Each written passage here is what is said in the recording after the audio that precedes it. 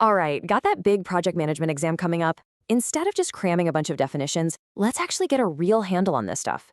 In the next few minutes, we're going to walk through the ultimate study guide, breaking down the core concepts you absolutely have to know to ace this thing.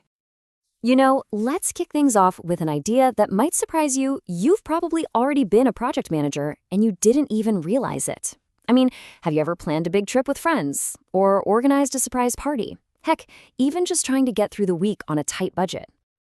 Yep, that's right. Every time you make a to-do list to get something done, you're using the fundamental logic of project management. You're taking an idea and you're building a practical roadmap to make it happen.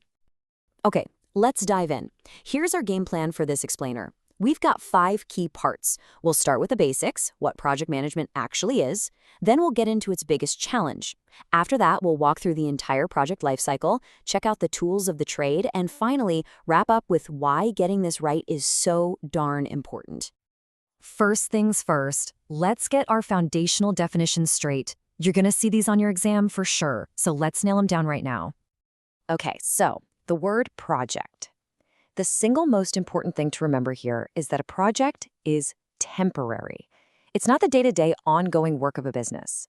It has a definite start and a definite end, and it's all about achieving one specific, unique result. That's the key difference. And the management part? Well, think of this as the engine that makes the project actually go. It's a constant cycle of 4 actions. You plan what you're going to do, you organize the people and resources to do it, you control the process while it's happening, and you measure your results to see if you hit the goal. So when you put those ideas together, every single project has these things in common. It's temporary, it creates something brand new, the details become clearer as you go, and that's a key exam term, by the way, progressive elaboration. And super important, you're never doing it in a vacuum. There are always stakeholders involved, from your team members to your clients to your boss. So now we know what a project is. Let's talk about the one central problem, the one huge challenge that every single project manager on the planet has to deal with. Seriously, if you remember one concept from this whole explainer, make it this one. This right here is the legendary triple constraint. Some people call it the iron triangle, and for good reason. You've got scope, which is all the work you have to do. You've got time, your deadline, and you've got cost, your budget. Now here's the kicker. They are all linked. You can't change one without messing with the others.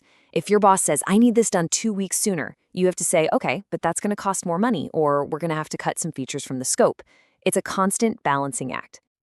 And that leads us perfectly to this classic management quote.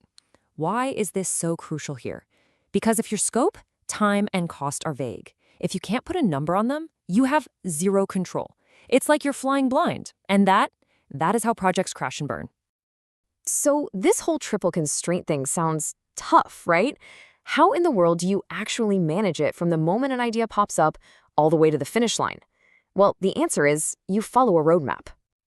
And that roadmap is the project lifecycle, broken down into 5 clear phases. Think of it like the 5 acts of a play. It starts with initiation. That's the, hey, is this even a good idea phase? Then you move into planning, where you figure out the how. Execution is when you're actually doing the work, and the whole time you're monitoring and controlling, asking, are we still on track? And finally, you get to closure, where you hand over the final product and, this is critical, you ask, so what did we learn for next time? Now, running underneath all these phases are what are known as key knowledge areas. These are laid out in the PMBOK, that stands for the Project Management Body of Knowledge. Just think of it as the official guide for the entire profession. It details all the best practices for managing things like scope, time, cost, quality, and one that people often forget but is so important, risk. Okay, so you've got the theory, you've got the life cycle, but what do you actually use day to day to get the work done? Well, managers have a whole toolbox of specific tools and techniques they can pull from. Generally speaking, these tools fall into 2 main camps. On one side, you have your traditional methods. These are all about planning every single detail up front. A Gantt chart, for example, is just a big visual timeline of every task. On the other side, you've got your modern agile approaches. These are all about being flexible and adaptive.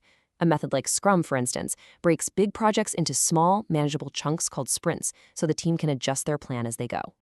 And today, of course, nobody's doing this with just pen and paper. There's software for all of it. For those agile teams, you'll see tools like Jira or Trello everywhere. For huge, traditional projects, Microsoft Project is still a major player. And if you're in the tech world, you'll definitely need to know about Git for managing code and CI/CD pipelines, which are basically automated systems for testing and releasing software. Okay, final section. We've covered the what, the why, the how, the tools, but let's talk about the stakes. Why does all of this matter so much? Because, honestly, understanding project management is often the one thing that separates a huge success from a total disaster. When project management is done well, it's like a superpower for a company. It means things get done on time. It helps you spot problems before they become catastrophes, and it gives everyone on the team crystal clear direction. In short, it brings order and sanity to what would otherwise be chaos. But when it goes wrong, oh boy, does it go wrong.